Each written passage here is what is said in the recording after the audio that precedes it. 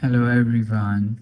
In this video, I will show you how to scan a document using the built-in camera apps on Samsung Galaxy A57.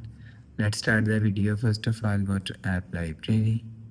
Here, click on Settings app, Camera app. After click on Camera app, click on this four dot icon and click on this Settings icon.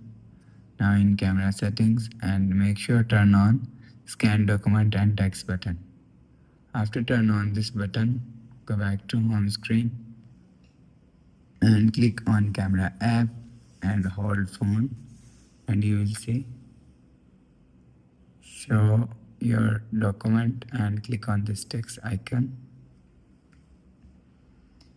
After click on this text icon, click on scan.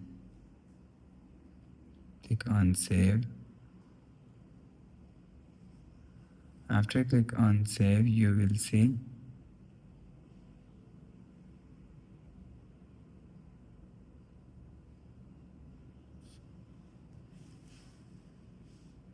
after the process. If you want to add to notes, click on add to notes and you will see.